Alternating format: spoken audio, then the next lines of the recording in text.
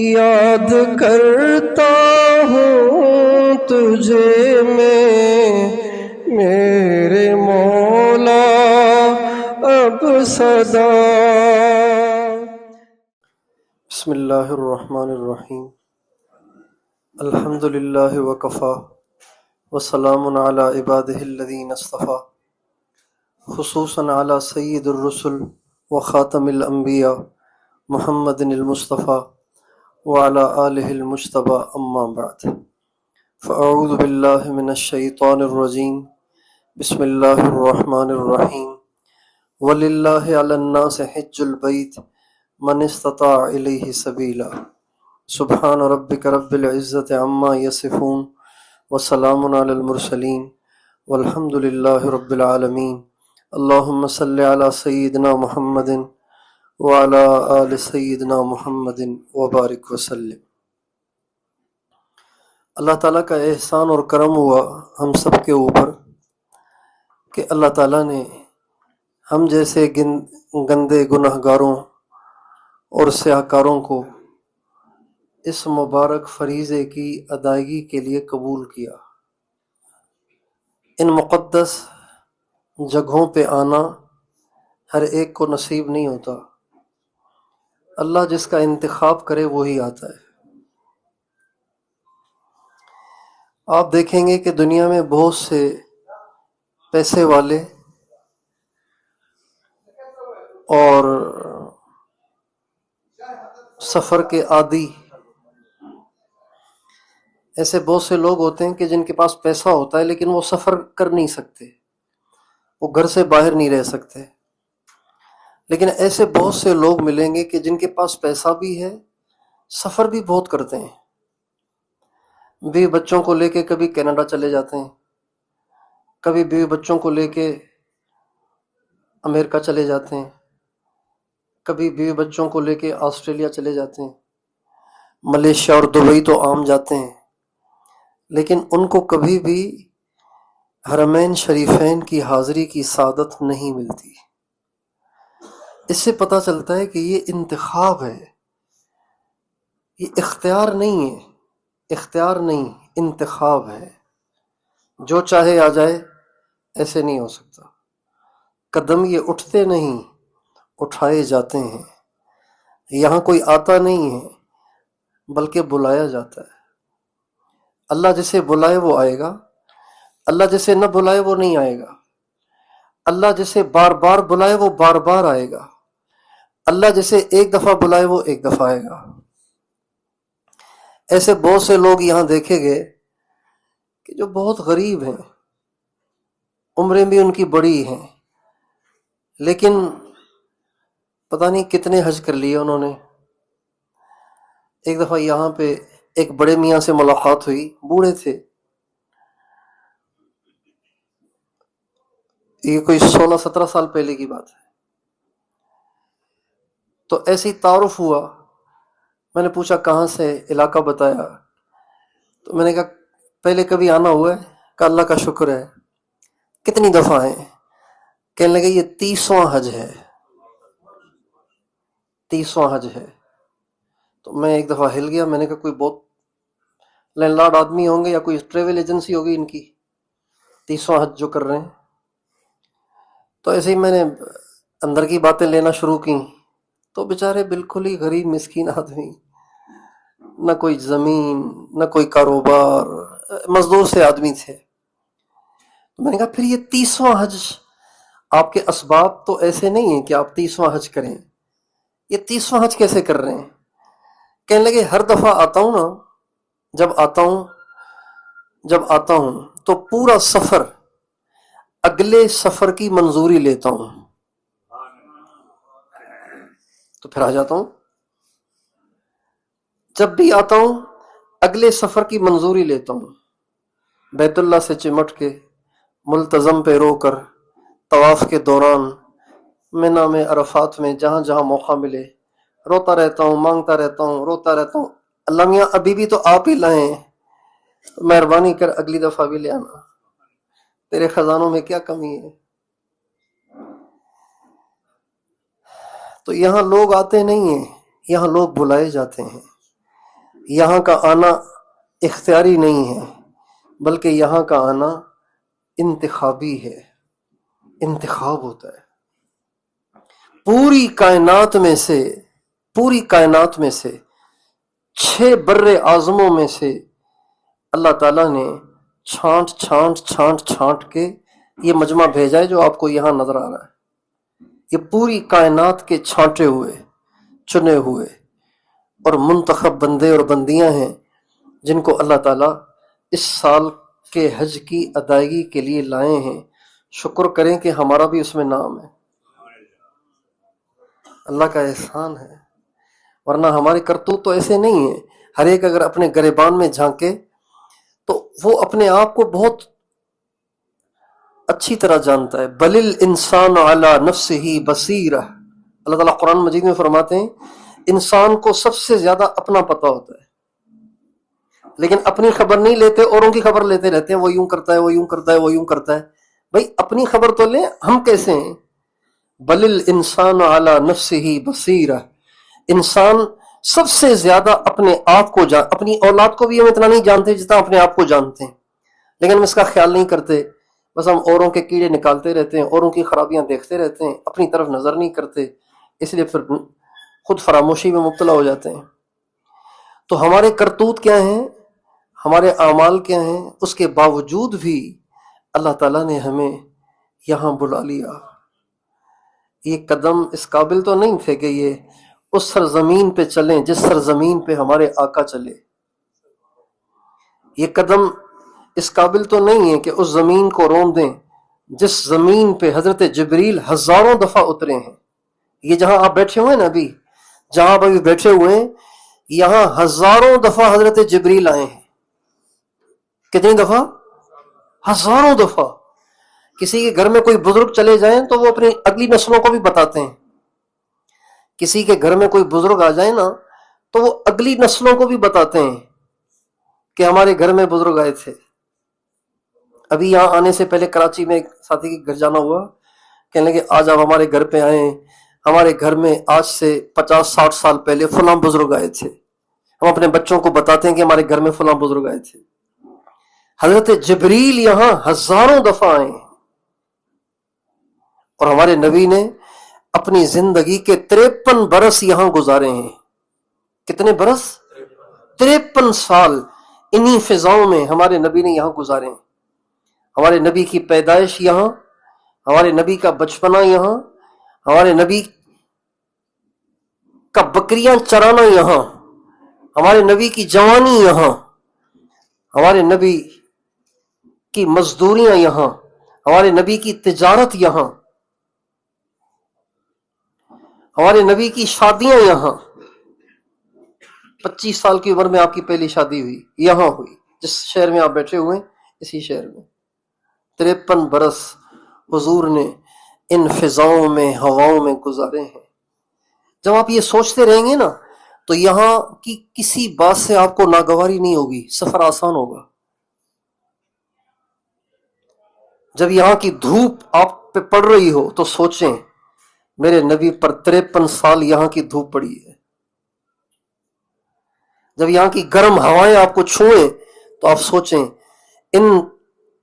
ان گرم ہواؤں میں میرے نبی نے 53 سال گزارے زندگی کے۔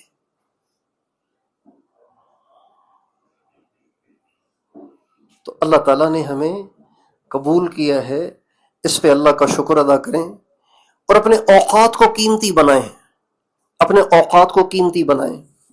یہاں پہ جب آدمی آتا ہے نا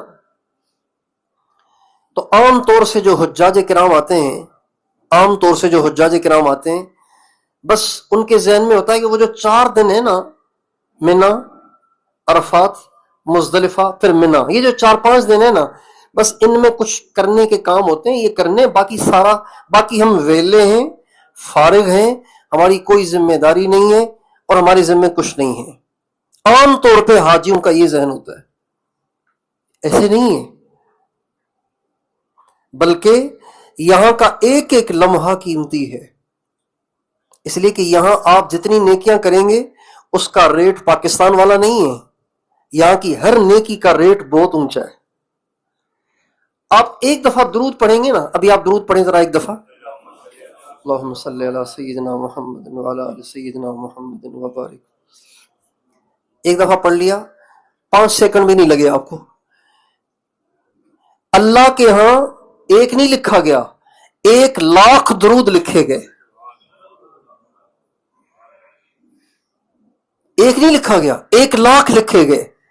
اور ہمارے نبی کا ارشاد ہے، من صلی علی واحدتن صلی اللہ علیہ عشرن، جو مجھ پر ایک درود پڑھتا ہے اللہ پاک اس پہ 10 رحمتیں نازل کرتے ہیں۔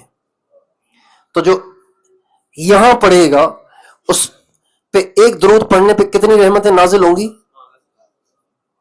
اچھا، یہ جو حدیث ہے نا، اس کی تشریح میں علماء نے لکھا ہے، ایک یہاں کے بہت بڑے عالم ہوئے یہاں پہ مدینے کے، محمد عوامہ، وہ اس کے نیچے لکھتے ہیں کہ ایک درود پر 10 رحمتیں ملتی ہیں، 10 رحمتیں، جبکہ اللہ پاک کی ایک ایک رحمت اتنی وسیع ہے کہ دنیا کے تمام انسانوں کے دکھوں کو دور کرنے کے لیے وہ ایک ہی کافی ہے۔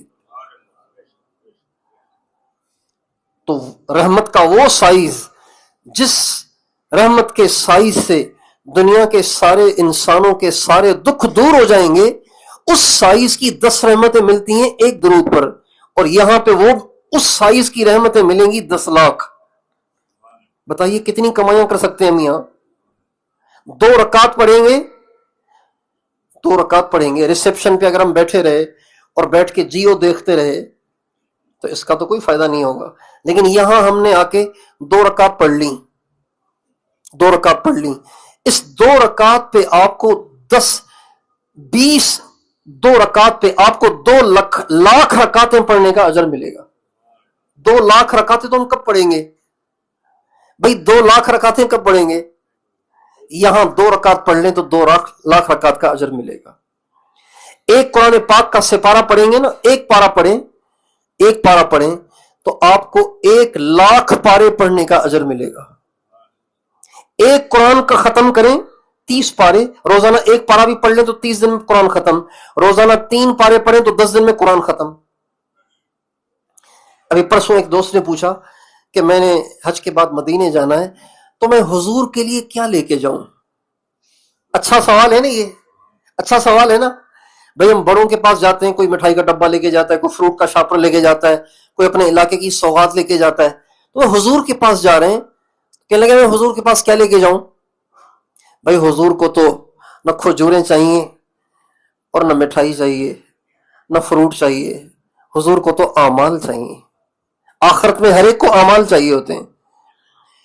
تو میں نے کہا بھی آپ کوشش کرو کہ ان 8-10 دنوں میں قرآن مجید کا ایک ختم کر لو، روزانہ 3 پارے پڑھو تو 10 دن میں ختم، روزانہ 4 پارے پڑھو تو ایک ہفتے 8 دن میں قرآن ختم ہو جائے گا، اور 4 پارے پڑھنے میں آپ کو زیادہ سے زیادہ 1.5-2 گھنٹے لگیں گے، اس سے زیادہ تو نہیں لگے گا۔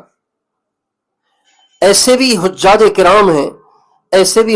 کرام ہیں آنے والے حجاج کرام میں، ایسے بھی حجاج کرام ہیں جو روزانہ قرآن مجید کا ختم کرتے ہیں۔ صبح کو قرآن شروع کرتے ہیں، شام تک پورا ہو جاتا ہے، صبح کو شروع کرتے ہیں، شام کو پورا ہو جاتا ہے۔ جب یہاں سے جائیں گے نا مدینے تو حضور کے پاس ختمات قرآن کا انبار لے کے جائیں گے اور جا کے حضور کی خدمت میں پیش کریں گے، یا رسول اللہ یہ میں آپ کے پاس ہدیے کے طور پہ لایا ہوں قرآن مجید کے اتنے سارے ختم۔ حضور کتنے خوش ہوں گے ان سے۔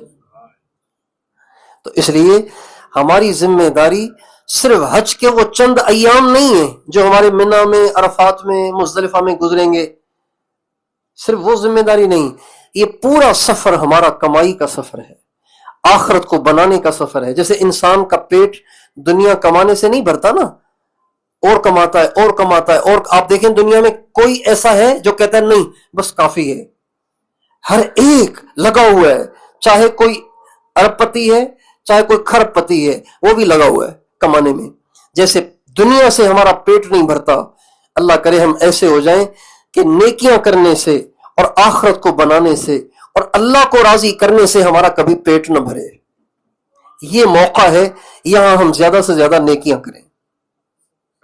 اور ابھی ہمارے حج کے ایام قریب آ گئے ہیں اور دو تین دن کے بعد ہم چلے جائیں گے یہاں سے منا. تو ہر حاجی کی یہ خواہش ہوتی ہے کہ بھئی میں تو حج کروں گا جیسے مجھے ٹریول ایجنٹ کروائے گا، جیسے مجھے معلم کروائے گا. کسی گروپ میں کوئی عالم ہوتا ہے وہ بتا دیتا ہے، کوئی مفتی صاحب ہوتے ہیں وہ بتا دیتے ہیں، کوئی پرانے ہوتے ہیں جنہوں نے کئی حج کیے ہوتے ہیں وہ بتاتے رہتے ہیں کہ بھئی یوں کرنا ہے یوں کرنا ہے. تو ہر حاجی کی یہ خواہش ہوتی ہے کہ میرے نبی نے حج کیسے کیا یہ بھی تو مجھے معلوم ہونا چاہیے نا. میرے نبی نے حج کیسے کیا، میرے نبی نے پہلے کیا کیا، پھر کیا کیا، پھر کیا کیا، پھر کیا کیا، حضور کا حج کا سفر کیسا تھا، یہ ہر حاجی کی خواہش ہوتی ہے.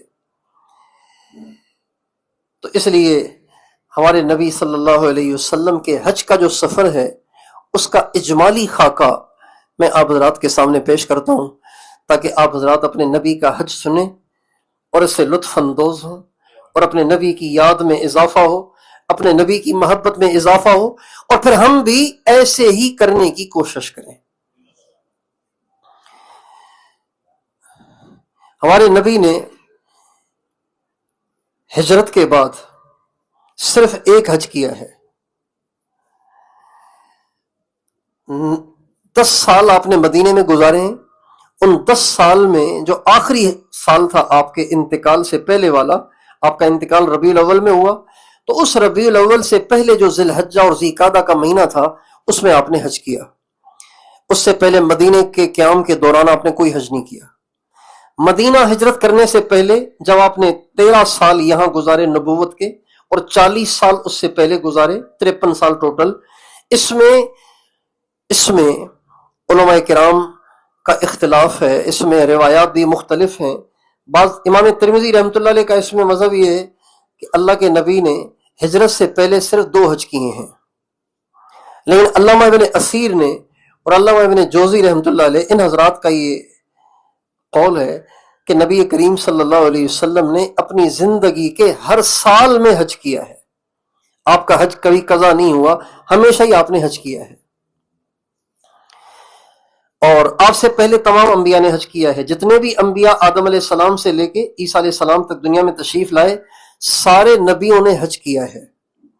بلکہ حضرت آدم علیہ السلام کے بارے میں تو روایات میں آتا ہے کہ آدم علیہ السلام رہتے تھے سری لنکا میں.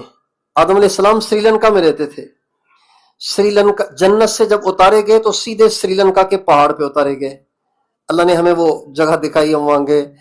اس پہاڑ پہ حضرت آدم علیہ السلام اترے تھے اور وہیں ان کا قیام رہا.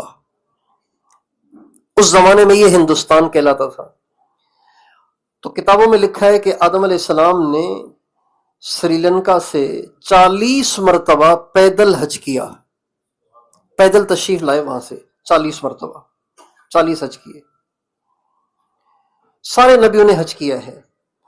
ہمارے نبی نے اپنے انتقال سے چند مہینے پہلے حج کیا اور اس کی صورت یوں بنی کہ 25 ذی القعدہ جو کہ ہفتے کا دن تھا، نبی کریم صلی اللہ علیہ وسلم مدینہ منورہ سے نکلے. جب آپ کے حج کا ارادہ ہوا تو آپ نے اس سے پہلے ہر طرف اعلان کروا دیا تھا کہ میں نے حج پہ جانا ہے، جو ساتھ چلنا چاہتا ہے میرے ساتھ چلے.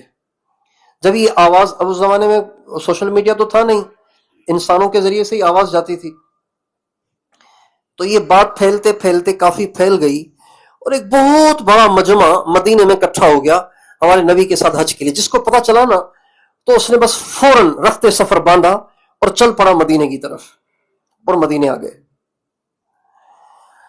جب آپ 25 ذی قعدہ ہفتے کے دن مدینے سے نکل رہے تھے تو ہزاروں کی تعداد میں لوگ آپ کے ساتھ تھے اور آپ کی 9 ازواج مطہرات تھیں، آپ نے ان کو بھی اپنے ساتھ لے لیا.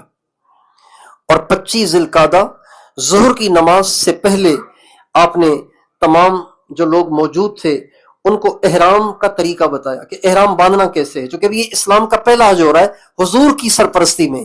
اس سے پہلے سن 9 ہجری میں حضرت ابوبکر صدیق کو آپ نے حج کے لیے بھیجا تھا مسلمانوں کے ساتھ، لیکن آپ کی سرپرستی میں یہ پہلا حج ہو رہا تھا تو آپ نے احرام کا طریقہ بتایا.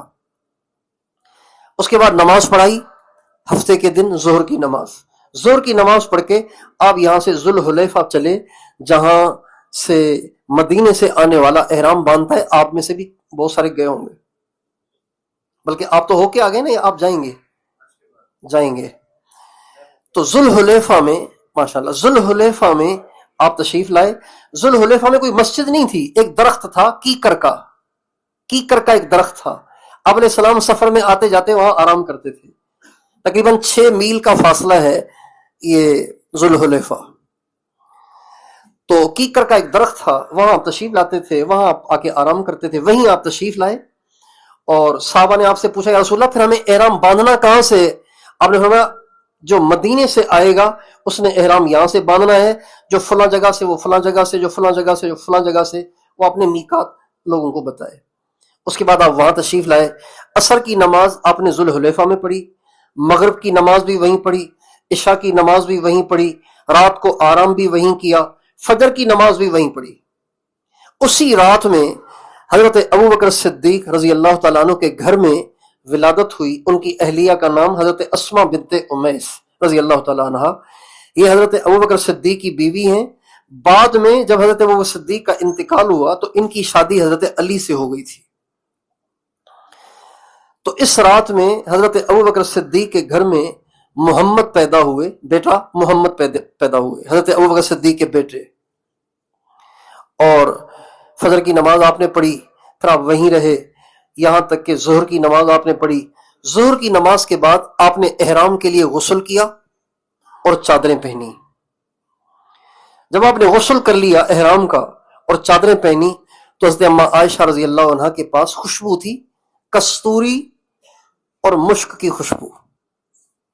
کستوری تو پاؤڈر ہوتا ہے اور مشک تو لیکوڈ ہوتا ہے، اور اس میں کوئی اور چیز بھی ملی ہوئی تھی۔ یہ خوشبو اما عائشہ لے کے آئیں اور اپنے ہاتھ سے آ کے اللہ کے نبی کی مبارک داڑھی میں بھی لگائی اور اللہ کے نبی کے سر مبارک میں بھی لگائی۔ صحابہ کہتے ہیں اس مشک کی اور کستوری کی چمک ہمیں اللہ کے نبی کے بالوں کی مانگ میں نظر آ رہی تھی، آپ کی داڑھی مبارک میں نظر آ رہی تھی۔ ابھی آپ کا احرام شروع نہیں ہوا، آپ نے صرف غسل کیا ہے۔ احرام شروع ہوتا ہے تلبیہ پڑھنے کے بعد، ابھی آپ نے تلبیہ نہیں پڑھا تھا۔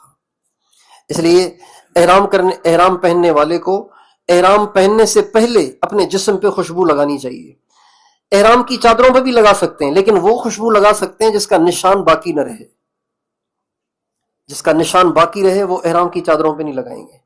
چنانچہ آپ علیہ السلام کے جسم اطہر پہ اما عائشہ نے خوشبو لگائی اور اس کے بعد آپ نے تلبیہ پڑھا،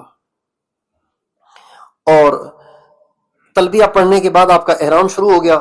اس کے بعد آپ کسوہ، آپ کی ایک اونٹنی تھی کسوہ اس کو اس لیے کہتے ہیں کہ اس کا رنگ سیاہی مائل تھا، سیاہی ہلکا سا بلیک تھا، اس پہ آپ تشریف فرما ہوئے، اور اس اونٹنی کی پیٹھ پہ کپڑا ڈالا جاتا ہے۔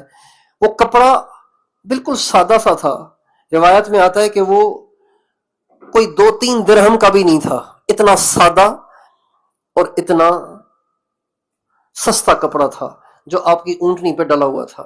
لیکن جب آپ اونٹنی پہ بیٹھے تو آپ نے اللہ سے دعا کی، اللہم حجتن، اللہم اجعلہ حجن لا ریاء فیہ ولا سمعہ، اے اللہ میرے حج کو ایسا بنا کہ اس میں دکھاوا نہ ہو۔ حالانکہ آپ کی اونٹنی کی پیٹھ پہ جو کپڑا تھا وہ 2-3 روپے کا بھی نہیں تھا، لیکن آپ اللہ سے دعا کر رہے تھے، اللہ میرے اس حج کو ایسا نہ بنانا کہ جس میں دکھاوا ہو، اس حج کو ایسا بنا کہ جس میں دکھاوا نہ ہو، کسی کو دکھانے کے لیے نہ کروں، صرف تیری رضا کے لیے کروں۔ اور وہیں پر رات کو حضرت جبریل علیہ السلام ہمارے نبی کی خدمت میں آئے اور آ کے کہا، یا رسول اللہ کا حکم ہے کہ آپ قران کا احرام پہنے۔ حج کے 3 قسم ہوتے ہیں، قران، تمتع اور افراد۔ قران کہتے ہیں کہ جب انسان احرام پہنے تو حج عمرے دونوں کی نیت کر لے ایک احرام میں۔ اس نے احرام نہیں کھولنا ہوتا، اب اس نے قربانی کے بعد احرام کھولنا ہوتا ہے، اب چاہے وہ 10 دن ہو چاہے 20 دن ہو۔ اور ایک ہوتا ہے تمتع جو ہمارا ہے، عمرہ کیا، احرام کھول لیا، پھر حج کے دنوں میں احرام باندھا، اس کو تمتع کہتے ہیں۔ اور ایک ہوتا ہے افراد، صرف حج ہی کے لیے احرام پہنا جاتا ہے، اس میں عمرہ بھی نہیں ہوتا۔ تو آپ علیہ السلام فرماتے ہیں کہ حضرت جبریل میرے پاس آئے اور مجھ سے کہا، حضور حجتن فی عمرتن، آپ نیت کریں کہ حج و عمرہ کٹھے کرنا ہے، یعنی قران کے ساتھ کرنا ہے۔ چنانچہ حضرت جبریل علیہ السلام کے کہنے پر آپ علیہ السلام نے کران کا احرام پہنا، لیکن صحابہ کو اختیار دیا کہ تم میں سے کوئی کران کا احرام پہننا چاہے، تمتع کا پہننا چاہے، افراد کا پہننا چاہے، میری طرف سے تم پہ کوئی پابندی نہیں ہے، لیکن مجھے چونکہ حکم آیا ہے لہذا میں نے کران کا پہننا ہے۔ اور کران والا اپنے ساتھ سواری بھی لے کے چلتا ہے، بعض حضرات اپنے ساتھ سواری بھی لے کے چلتے ہیں، جانور ذبح کرنے کے لیے لے کے چلتے ہیں، تو آپ علیہ السلام نے اپنے ساتھ جانور بھی لے لیے اور نشانی کے لیے ان کی گردن میں پٹا بھی باندھ دیا، اور پھر آپ وہاں سے چلے۔ جب آپ ذوالحلیفہ سے نکلے تو ساتھ ہی ایک پہاڑ ہے، اس کو بیدا کہتے ہیں، بیدا۔ جب آپ اس پہ چڑھے تو حضرت جبریل علیہ السلام آئے اور آ کے کہا یا رسول اللہ اپنے صحابہ سے کہیں کہ تلبیہ آہستہ نہ پڑھیں، چیخ چیخ کے پڑھیں، چیخ چیخ کے پڑھیں۔ پر آپ نے فرمایا کہ جب تم تلبیہ پڑھو گے تو تمہارے آس پاس جو پتھر اور درخت ہوں گے نا وہ بھی تلبیہ پڑھیں گے، ان کو سن کے ان کے ساتھ والے پڑھیں گے، ان کو سن کے ان کے ساتھ والے پڑھیں گے، یہاں تک کہ مشرق اور مغرب کے سارے پتھر اور درخت تلبیہ پڑھیں گے، اور سب کا اجر ملے گا تلبیہ پڑھنے والوں۔ چنانچہ صحابہ نے چیخ چیخ کے تلبیہ پڑھنا شروع کیا، چیخ چیخ کے تلبیہ پڑھنا شروع کیا۔ وہاں سے آپ چلے، چلتے چلتے راستے میں ایک جگہ آتی ہے ملل، وہاں پہ جب آپ پہنچے تو آپ نے اپنے پاؤں میں حجامہ لگوایا۔ حجامہ سمجھتے ہیں؟ پچنا لگاتے ہیں، خون نکالتے ہیں۔ تو شاید آپ علیہ السلام کو پاؤں میں درد ہوا یا کیا ہوا، لیکن بہرحال ملل میں آپ نے پاؤں میں پچنا لگوایا، حجامہ کروایا۔ اس کے بعد آپ آگے بڑھے، آگے جگہ آتی ہے روحا، وہاں آپ پہنچے۔ جب وہاں پہنچے تو وہاں پہ آپ نے نماز ادا فرمائی، اور آپ نے فرمایا جس جگہ آج میں نے نماز پڑھی ہے یہاں پہ 70 انبیاء نے پہلے بھی نماز پڑھی ہے، 70 انبیاء نے۔ اچھا، جب وہاں پہ ٹھہرے تھے نا مقام روحا میں، جب ہمارے نبی ٹھہرے تو آپ نے دیکھا کہ ایک نیل گائے ہے، نیل گائے وہ زخمی ہے۔ تو عرب کا تو گزارا ہی شکار پہ ہوتا تھا، تو بعض صحابہ نے اس کو لینا چاہا، لے لیں تاکہ کھائیں، سارے سفر ہے۔ تو آپ علیہ السلام نے فرمایا نہیں، اسے چھیڑو نہیں، جس نے اس کو شکار کیا ہے نا وہ ان قریب آئے گا، پھر دیکھیں گے۔ اب شکاری کون ہے اس کا تو کسی کو بھی پتہ نہیں تھا، لیکن ہمارے نبی نے فرمایا ان قریب اس کا شکاری آئے گا۔ چنانچہ تھوڑی دیر کے بعد ایک شخص آیا، اس نے کہا جی میں نے اس کو شکار کیا ہے، لیکن آپ آئے ہیں، آپ کے ساتھی ہیں، تو یہ میں آپ کو ہدیہ کرتا ہوں، بے شک آپ ان کو ذبح کر کے کھلا دیں۔ چنانچہ آپ علیہ السلام نے صحابہ سے فرمایا تم لوگ اسے ذبح کرو اور بے شک کھا لو۔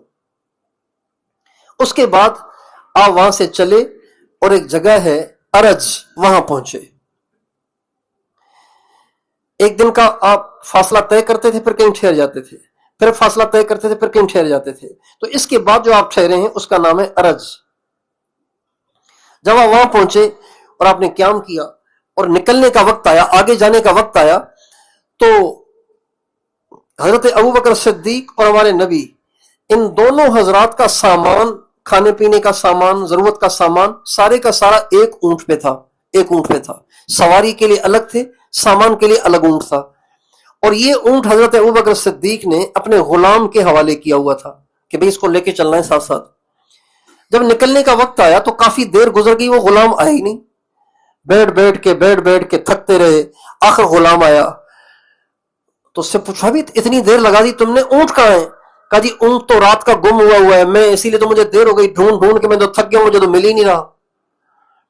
حضرت ابوبکر صدیق رضی اللہ تعالیٰ عنہ کو غصہ آیا اور فرمانے لگے ایک ہی تو اونٹ تھا ہمارے پاس اور سب کا سامان اس پر تھا، ازواج مطہرات کا کھانا پینا بھی اس پر، اللہ کے نبی کا حضرت ابوبکر صدیق کا کھانا پینا بھی اس پر، ضرورت کا سامان تم نے وہ بھی گم کر دیا۔ اور حضرت ابوبکر صدیق اٹھے اور اٹھ کے اس کی پٹائی شروع کر دی غلام کی۔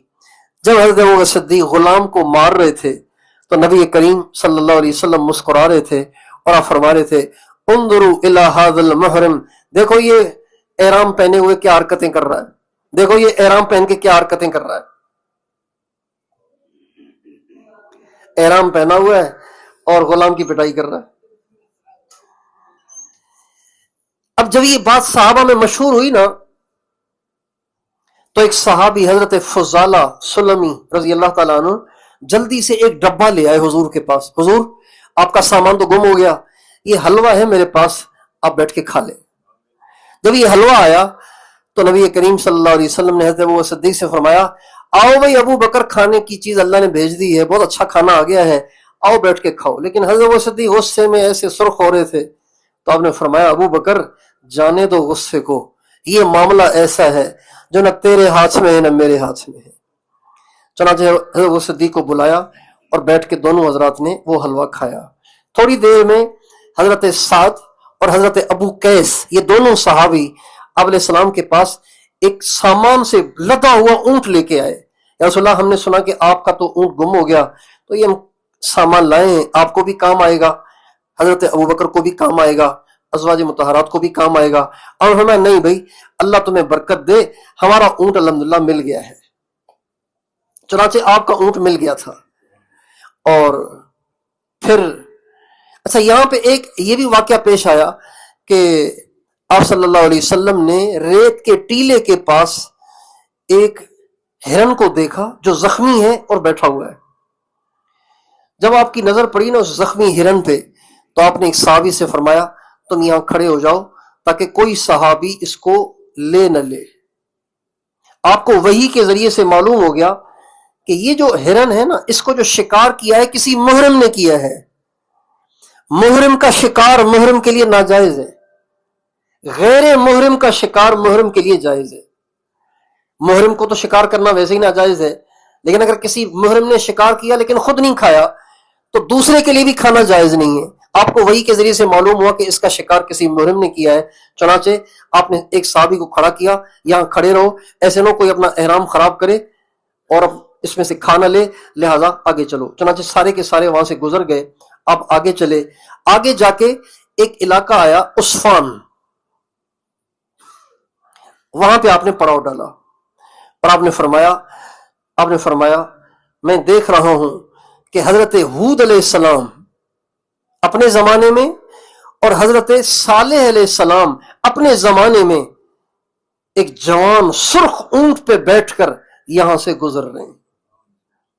یعنی یہ حضرات گزرے تھے اپنے زمانے میں, لیکن آپ علیہ السلام فرمانے لگے یہاں سے گزرتے ہوئے میرے سامنے وہ منظر آ گیا ہے کہ ہود علیہ السلام جوان سرخ اونٹ پر بیٹھ کے یہاں سے حج کے لیے جا رہے ہیں.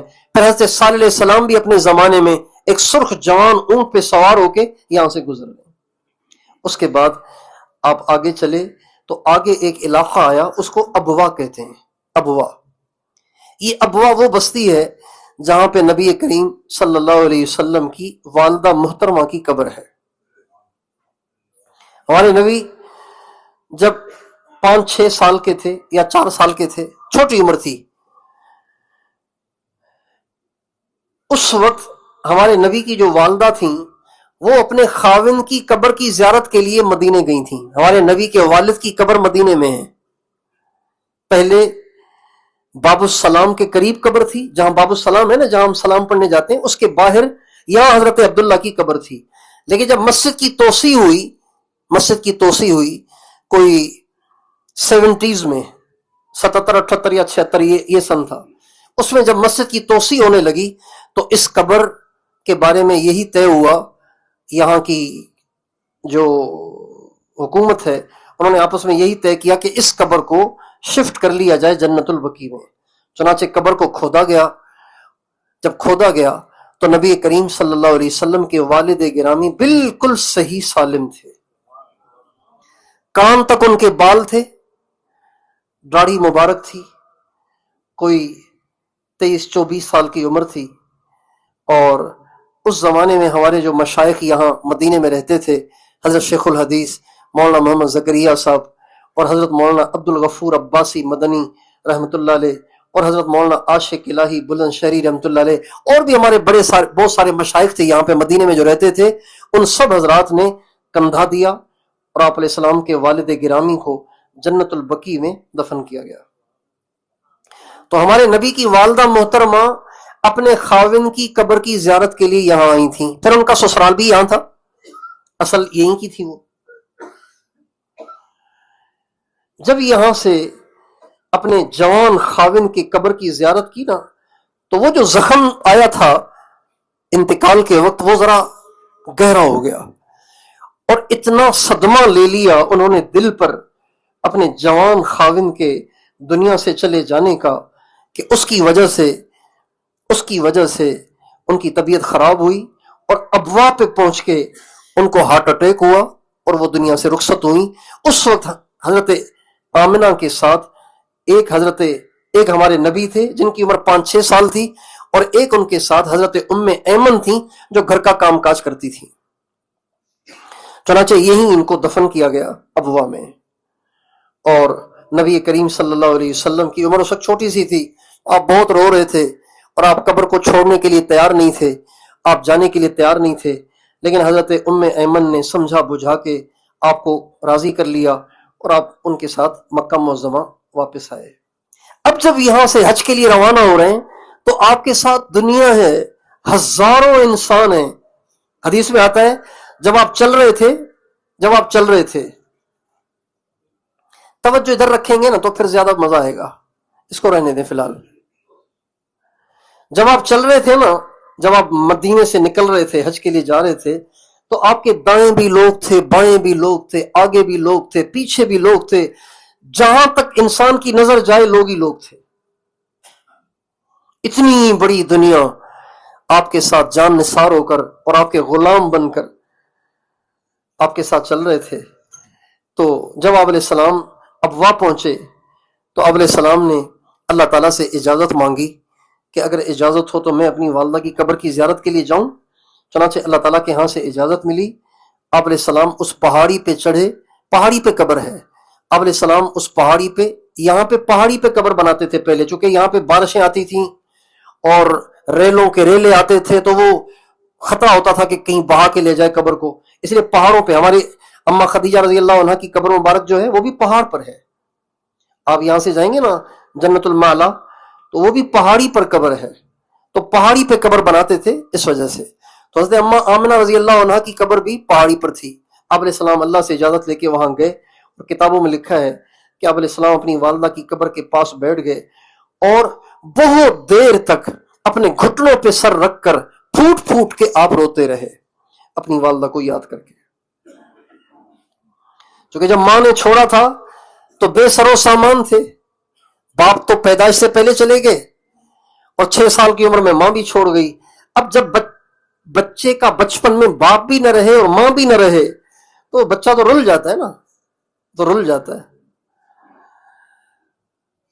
لیکن اللہ نے ہمارے نبی کو سنبھالا۔ جب ماں نے چھوڑا تھا تو اکیلے تھے، تنے تنہا تھے، اور غریب بھی تھے، غربت بھی تھی، لیکن آج اس کے 57-58 سال کے بعد اللہ کے نبی نے اپنی والدہ کی قبر پہ جب حاضری دی ہے تو آپ دونوں جہانوں کے سردار بن چکے ہیں، اور ہزاروں دنیا آپ کے ساتھ ساتھ چل رہی ہے اور آپ کے اشارے پہ چلنے والے۔ آپ تھوک پھینک رہے ہیں تو کوئی تھوک زمین پہ گرنے نہیں دے رہا، آپ ناک صاف کر رہے ہیں تو کوئی زمین پہ گرنے نہیں دے رہا، آپ وضو کر رہے ہیں تو آپ کی کوہنیوں سے ٹپکنے والے پانی کو کوئی زمین پہ گرنے نہیں دے رہا، بلکہ ان قطروں کو کیچ کر رہے ہیں اور اپنے منہ پہ مل رہے ہیں، اپنے جسم پہ مل رہے ہیں۔ تو یہ عجیب منظر ہے نا، یعنی کتابوں میں تو لکھا ہوا نہیں ہے لیکن سمجھ میں یوں آتا ہے کہ آپ علیہ السلام وہاں بیٹھ کے اپنی ماں کی قبر پہ بیٹھ کے جو گھنٹوں روئے ہیں، تو شاید ہمارے نبی کے یہ جذبات تھے کہ امی جان جب مجھے چھوڑ کے گئی تھی سب میں تنہا تھا، اب دیکھیں اللہ نے مجھے کتنی عزت دے دی ہے، شاید یہ سوچ کے رو رہے ہوں گے۔ اس کے بعد پھر آپ وہاں سے روانہ ہوئے اور آگے ایک جگہ آتی ہے صرف، وہاں پہنچے۔ جب صرف میں پہنچے تو وہاں پہ اما عائشہ رضی اللہ تعالی عنہا کو ماہواری شروع ہو گئی۔ یہ صرف عجیب جگہ ہے، یہاں سے چند کلومیٹر کے فاصلے پہ مکے سے۔ ہمارے نبی کی جب آپ عمرۃ القضاء کے لیے تشریف لائے تھے، ایک دفعہ عمرے کے لیے آئے تھے سن 6 ہجری میں، تو کافروں نے کرنے نہیں دیا، صلح حدیبیہ ہوا، پھر واپس چلے گئے۔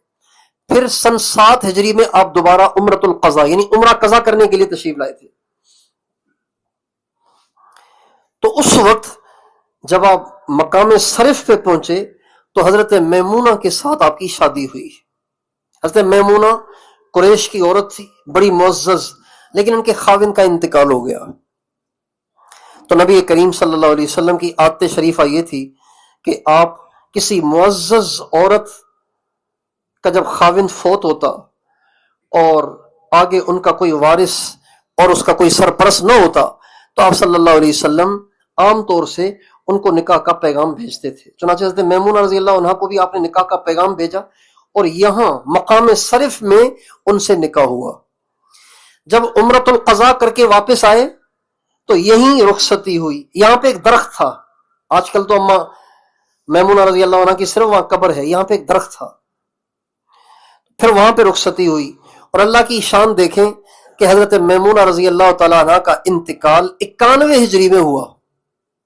51 نہیں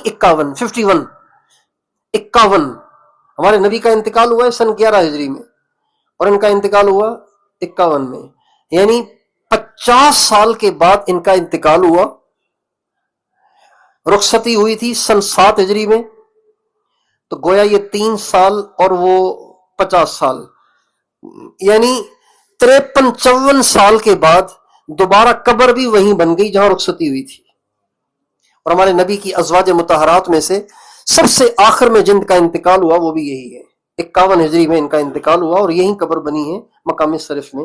یہاں مقام صرف میں جب پہنچے تو اما عائشہ رضی اللہ تعالیٰ عنہ کو ماہواری شروع ہو گئی.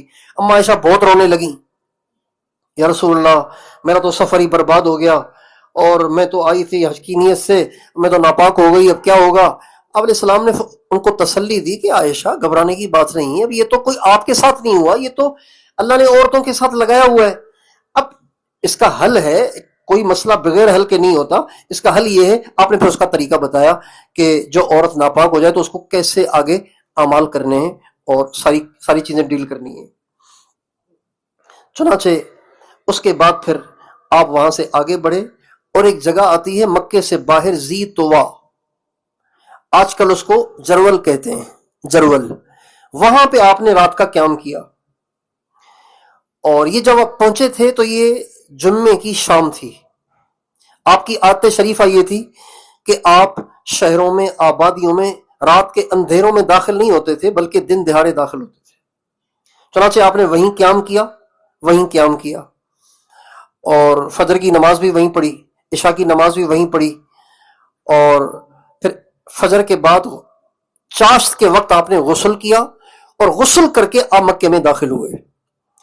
اور یہ جو بیت اللہ کے دروازے ہیں ان میں ایک دروازہ ہے باب بنی شیبہ، وہاں سے آپ بیت اللہ شریف میں داخل ہوئے. ذی طوا سے جب آپ بیت اللہ شریف کی طرف آئیں گے تو راستے میں ایک وادی آتی ہے، اس کو وادی ازرق کہتے ہیں. وادی ازرق، اب تو نام بدل گیا ہے اس کا، وادی ازرق. جب آپ وادی ازرق میں پہنچے تو آپ علیہ السلام نے فرمایا میرے سامنے وہ منظر اللہ نے کھول دیا ہے کہ حضرت موسیٰ علیہ السلام اپنے کانوں میں انگلیاں دے کر چیخ کر تلبیہ پڑھ رہے ہیں. یعنی وادی ازرق سے جب حضرت موسیٰ علیہ السلام گزرے تھے نا، وہ جو ماضی کی ویڈیو ہے گویا میری آنکھوں کے سامنے اللہ نے ابھی چلا دی ہے، اور میں گویا دیکھ رہا ہوں کہ موسیٰ علیہ السلام کے کانوں میں دونوں انگلیاں ہیں اور زور زور سے چیخ کر وہ تلبیہ پڑھ رہے ہیں. وہاں سے آپ بیت اللہ شریف تشریف لائے. بیت اللہ میں باب بنی شیبہ سے داخل ہوتے ہی آپ علیہ السلام حجر اسود کے سامنے آئے، حجر اسود کا بوسہ دیا اور پھر آپ نے طواف شروع کیا. طواف کے آپ نے 7 چکر لگائے. ہر چکر میں آپ حجر اسود کی طرف چہرہ کرتے تھے اور اس کا استلام کرتے تھے. پھر اس کے بعد آپ کا طواف مکمل ہوا. طواف مکمل کرنے کے بعد آپ مقام ابراہیم کے پاس آئے. مقام ابراہیم کے پاس آپ نے 2 رکعت ادا فرمائی اور پہلی رکعت میں سورہ قل یا الکافرون پڑھی اور دوسری رکعت میں سورہ قل واللہ احد پڑھی. اس کے بعد پھر 2 رکعت پڑھ کے دوبارہ آپ حجر اسود کے سامنے آئے اور بوسہ لیا. اور پھر اس کے بعد باب الصفا سے نکل کر صفا پہاڑی پہ چڑھ گئے. جب صفا پہاڑی پہ پہنچے تو آپ نے قبلے کی طرف منہ کر کے، بیت اللہ کی طرف منہ کر کے کافی دیر تک اللہ اکبر الحمدللہ اللہ اکبر الحمدللہ، آپ کافی دیر تک یہ اللہ کا ذکر کرتے رہے اور گڑ گڑا کے دعا کرتے رہے، اور پھر اس کے بعد صفا سے آپ چلے مروہ کی طرف، اور 7 چکر یوں آپ نے لگائے۔ جب کبھی بھی آپ ڈھلان کی طرف پہنچتے، ڈھلان تو آج کل نہیں ہے، آج کل وہاں سبز رنگ کی ٹیوب لائٹیں لگائی ہوئی ہیں، تو یہ جو ٹیوب لائٹوں کی جگہ ہے نا، یہ اصل میں ڈھلان تھی، نچان تھی۔ حضرت ہاجرہ صفا پہ چڑھی تھی پانی ڈھونڈنے کے لیے، اور حضرت اسماعیل کو لٹایا ہوا تھا، تو چونکہ آبادی کوئی نہیں تھی یہاں پہ، پانی ڈھونڈنے کے لیے نکلی تھی، صفا پہ چڑھی، پھر صفا سے اتر کے مروہ پہ چڑھنے لگیں، تو مروہ پہ جب گئیں تو وہ نیچے چلی گئیں تو بچہ اوجھل ہو گیا، تو یہاں سے دوڑ کے پھر وہ مروہ پہ چڑھی تھی۔ تو وہ جو حضرت ہاجرہ کا دوڑنا تھا نا، وہ اللہ کو ایسا پسند آ گیا کہ اللہ نے دنیا کے سارے مسلمانوں کو حکم دے دیا کہ جہاں میری ہاجرہ دوڑی تھی نا، تم نے بھی وہاں دوڑنا ہے۔ اور تو اور خاتم النبیین اور سرور کونین کو بھی اللہ نے حکم دیا کہ آپ نے بھی یہاں دوڑ لگانی ہے، میری ہاجرہ کی دوڑ مجھے اتنی پسند آئی ہے۔ جو آدمی اللہ کی رضا کے کاموں میں کوئی تکلیف اٹھاتا ہے نا، اللہ کو وہ بہت پسند آتا ہے۔ اس لیے اللہ کی رضا کے کاموں میں تکلیف بیزاری سے نہیں، بشاشت سے اٹھانی چاہیے۔ اب آپ منی جائیں گے تکلیف آئے گی، عرفات جائیں گے تکلیف آتی ہے، مزدلفہ آئیں گے تکلیف آتی ہے، مزدلفہ سے جمرات جائیں گے تکلیف آئے گی، اتنا رش ہوگا وہاں، پتھر جب مارتے ہیں نا اتنا رش ہوتا ہے، تھکم پہ گرمی بہت زیادہ چل رہی ہے، تو یہ ساری تکلیف کی جگہیں ہیں، لیکن یہ تکلیف کے کام بیزاری سے نہیں کرنے ہوتے، بشاشت سے کرنے ہوتے۔ جب ماں اپنے بچوں کے لیے جون جولائی کی گرمیوں میں چولہے پہ کھڑے ہو کے کھانا پکاتی ہے تو بیزاری سے پکا رہی ہوتی ہے، بشاشت سے پکا رہی ہوتی ہے، بشاشت سے، کیونکہ محبت ہے۔ جب اللہ سے محبت ہوگی نا تو یہ سارے مشقت کے کام ہمارے لیے آسان ہوں گے۔ تو اللہ تعالیٰ ہمیں بشاشت سے کرنے کی توفیق دے۔ حضرت ہاجرہ کی یہ تکلیف اللہ کو ایسی پسند آئی کہ اللہ نے اپنے سب سے پیارے محبوب کو بھی حکم دے دیا کہ میرے محبوب ہاجرہ کی یہ ادا اتنی اچھی لگی ہے کہ آپ کو بھی دوڑنا پڑے گا۔ چنانچہ صحابہ کہتے ہیں نبی کریم صلی اللہ علیہ وسلم نے جب یہاں پہنچے تو آپ نے اتنی تیز دوڑ لگائی کہ آپ کے تہبند میں، آپ نے تہبند پہنا ہوا تھا نا، نیچے چادر اوڑھی ہوئی تھی، تو اس میں سے ہوا داخل ہو رہی تھی، اور آپ کا جو تہبند تھا وہ آپ کی ٹانگوں کو گرد یوں گھوم رہا تھا، اتنا تیز آپ دوڑ رہے تھے یہاں پہ۔ 7واں چکر آپ کا مروہ پہ پورا ہوا۔ جب آپ مروہ پہ پہنچے تو آپ نے صحابہ سے فرمایا تم میں سے جو کوئی اپنے ساتھ جانور نہیں لایا، جس نے تمتع کیا ہے وہ تو ویسے ہی احرام کھولے گا، جس نے قران کیا ہے اور وہ جانور نہیں لایا وہ بھی احرام کھول لے۔ چنانچہ جو جانور نہیں لائے تھے ان سب نے احرام کھول دیا اور وہ جا کے اپنی جگہوں پہ رہنے لگے، لیکن نبی کریم صلی اللہ علیہ وسلم کا احرام بندھا رہا۔ وہاں سے آپ اپنی جگہ پر تشریف لائے جہاں آپ کا قیام تھا۔ یہ آپ جو مکے میں آئے تھے یہ 4 ذی الحجہ تھی، ہفتے کا دن تھا، 4 ذی الحجہ تھی۔ 8 ذی الحجہ تک ہمارے نبی یہیں رہے، مکے میں رہے، 4 دن مکے میں گزارے۔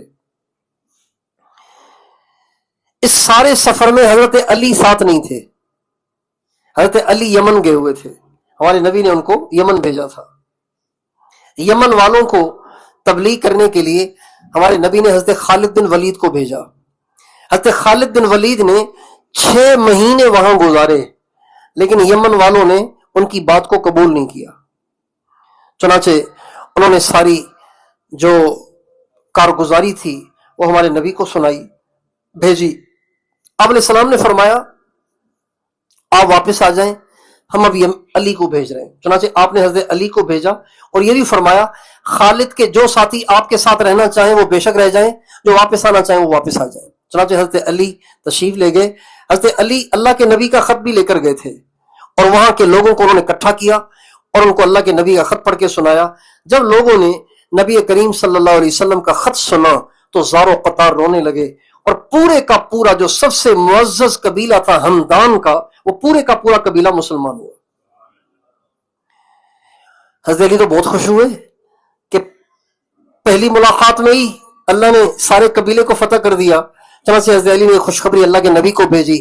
حدیث میں آتا ہے جب حضرت علی کا یہ خط ہمارے نبی کے پاس پہنچا تو آپ علیہ السلام فوراً سجدے میں گر گئے اور آپ نے 2 دفعہ کہا السلام علی حمدان، السلام علی حمدان، اللہ حمدان کو سلامت رکھے، اللہ حمدان کو سلامت رکھے۔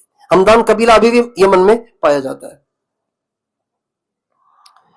اب حضرت علی تو یمن گئے ہوئے تھے، حضرت علی مکے کے قیام کے دوران آ کے ہمارے نبی سے ملے، تو جو ہی حضرت علی آئے تو آپ نے فرمایا علی تم نے کون سے احرام کی نیت کی ہوئی ہے، قران کی، تمتع کی یا افراد کی؟ کہا جی مجھے تو، اب میں چونکہ آپ کے ساتھ نہیں تھا تو میں نے اللہ تعالیٰ سے دعا کی نکلتے ہوئے، یا اللہ میری کوئی نیت نہیں، جو میرے نبی کی نیت ہے بس میری بھی وہی نیت ہے، یعنی قران کی نیت ہو گئی۔ اور اپنے ساتھ جانور بھی لائے تھے، وہاں سے بھی بہت سارے جانور لائے تھے، کچھ ہمارے نبی لائے تھے، تو یہ ٹوٹل ملا کے 100 جانور ہو گئے تھے، 100 جانور ہو گئے تھے۔ اب ہمارے نبی نے بھی احرام نہیں کھولا، حضرت علی نے بھی نہیں کھولا، چونکہ وہ حضور والی نیت کر کے آئے تھے۔ آپ اندازہ لگائیں کہ صحابہ کو حضور سے کتنی محبت تھی۔ یا اللہ میری کوئی نیت نہیں، میری نیت وہی جو حضور کی ہے۔ حضرت علی حضور سے مل کے اپنی بیوی کے پاس گئے، یعنی حضرت اماں فاطمہ الزہرا رضی اللہ عنہ کے پاس گئے۔ ان کے پاس گئے تو ماشاءاللہ انہوں نے سرما بھی لگایا ہوا ہے اور تیل شل بھی لگایا ہوا ہے، بالکل تیار ہوئی ہوئی ہیں۔ حضرت علی غصے ہو گئے کہ احرام میں تم نے زیب و زینت شروع کر دی۔ کہا جی مجھے احرام نہیں ہے، وہ تو اللہ کے نبی نے پیغام بھیجا تھا کہ احرام کھول لو، خام خواہ تم ایسے ہی کہہ رہی ہو، حضور نے احرام پہنا ہوا ہے، میں نے احرام پہنا ہوا ہے، تم نے احرام کھول لیا۔ چنانچہ حضرت علی غصے میں حضور کے پاس آیا، یا رسول اللہ فاطمہ نے تو احرام ہی کھول لیا۔ فرمایا علی غصے نہ ہو، میں نہیں کہا تھا سب سے احرام کھولنے کو۔ چنانچہ 8 ذی الحجہ کو آپ علیہ السلام وہاں سے چلے منی کی طرف، چاشت کے وقت، فجر کے بعد، طلوع آفتاب کے بعد آپ نکلے اور چاشت کے قریب پہنچے، اور وہاں جا کے آپ نے 5 نمازیں ادا فرمائیں، ظہر، عصر، مغرب، عشاء اور فجر، 5 نمازیں وہاں آپ نے ادا فرمائیں۔ 5 نمازیں پڑھ کے فجر کے بعد آپ علیہ السلام طلوع آفتاب کے بعد آپ منی سے چلے اور عرفات تشریف لائے۔ عرفات میں صحابہ نے آپ کے لیے پہلے ہی خیمہ لگا لیا تھا، اور خیمہ لگایا تھا جہاں آج کل مسجد ہے، مسجد نمرہ، یہاں خیمہ لگایا تھا۔ آپ وہاں تشریف لائے اور آ کے تھوڑی دیر آرام کیا۔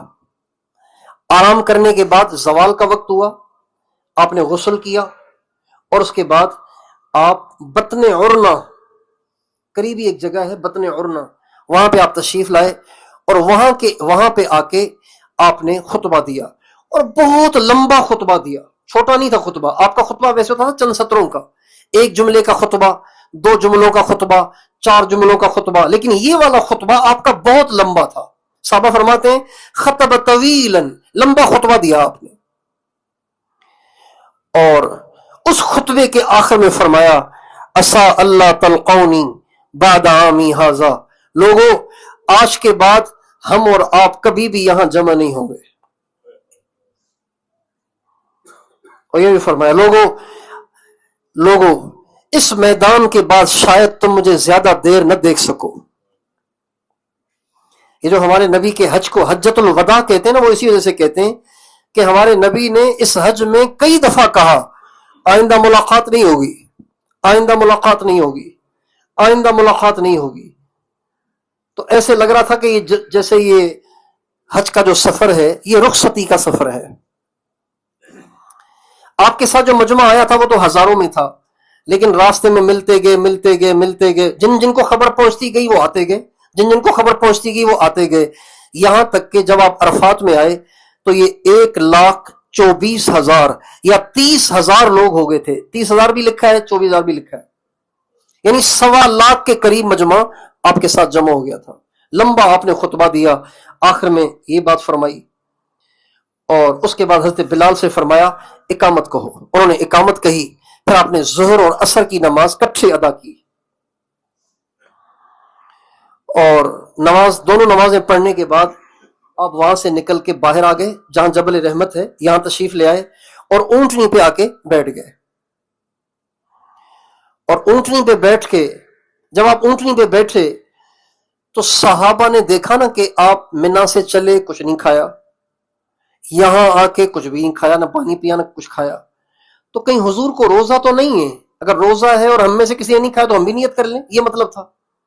اب صحابہ میں سے بعض نے کہا روزہ ہے، بعض نے کہا روزہ نہیں ہے. بھائی کیسے پتا چلے؟ حضرت ام فضل رضی اللہ عنہا، حضرت عباس کی بیوی، ہمارے نبی کی چچی، انہوں نے جب یہ سنا کہ اختلاف چل رہا ہے تو حضرت ام فضل نے کہا ابھی اس مسئلے کو حل کرتے ہیں. چنانچہ انہوں نے اونٹنی کا دودھ نکالا اور حضور کے پاس دودھ کا پیالہ بھیج دیا. اور اس لیے بھیجا کہ ہمارے نبی کی عادت یہ تھی کہ آپ کبھی بھی دودھ کا انکار نہیں کرتے تھے.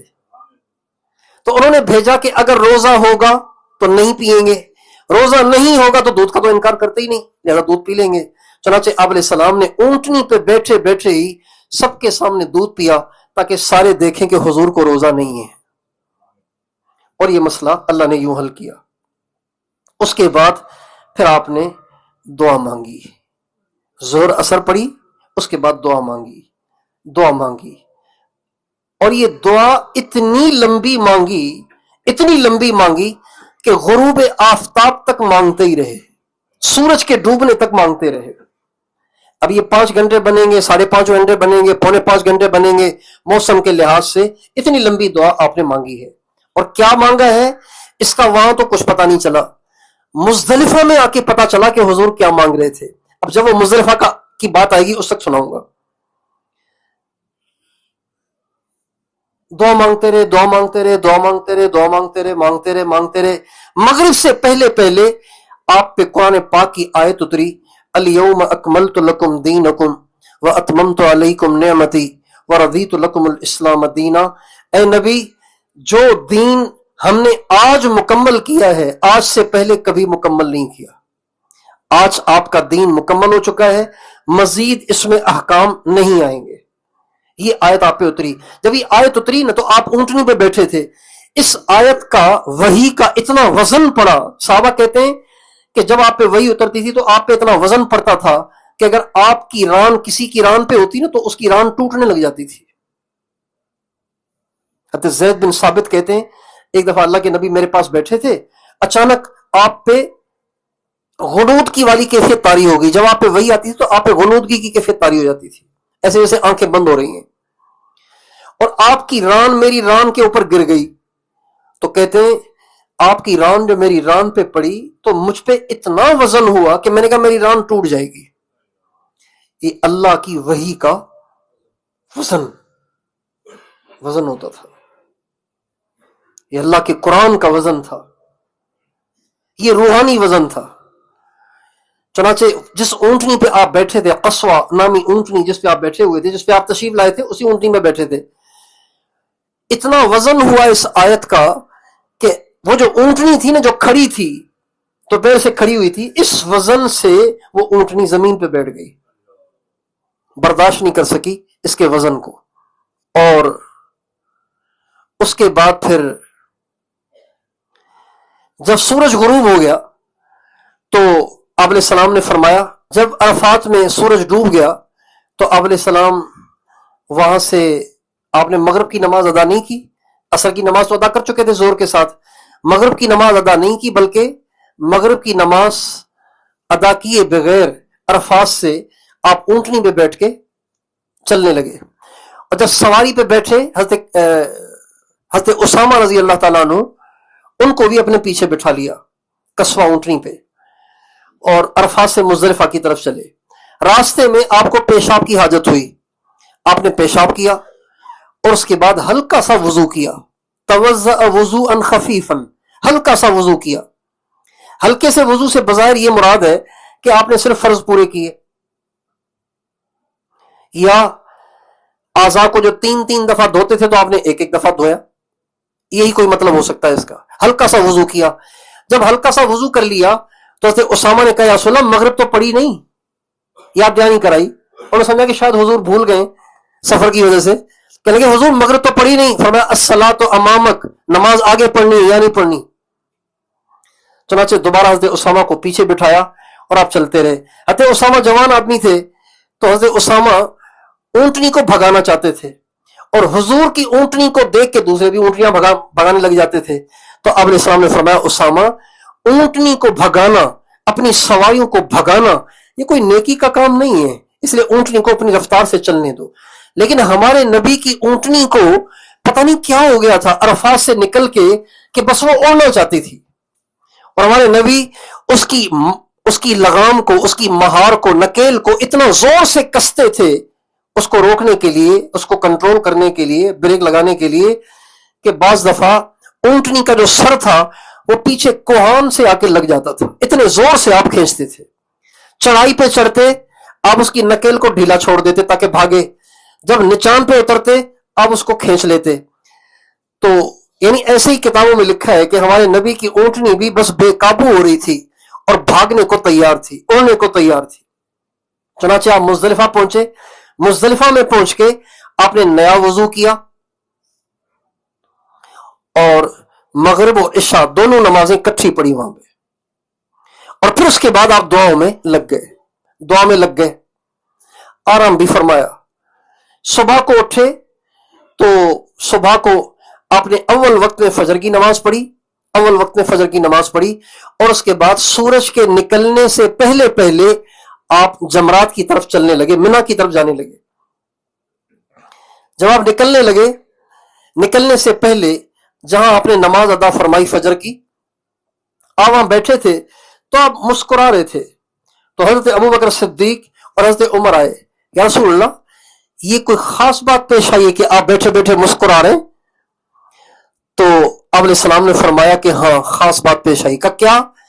آپ فرمانے لگے وہ جو عرفات میں لمبی دعا کر رہا تھا نا، تو آپ لوگوں کو تو پتہ نہیں چلا میں کیا مانگا. میں عرفات میں جو گھنٹوں لمبی دعا مانگتا رہا اس میں اللہ سے یہ دعا کرتا رہا، یا اللہ میری امت کا کوئی امتی دوزخ میں نہ جائے، آپ سب کو معاف کر دیں. اللہم اغفر لامتی، اے اللہ میری امت کو معاف کر، اے اللہ میری امت کو معاف کر، اے اللہ میری امت کو معاف کر، اے اللہ میری امت کو معاف کر.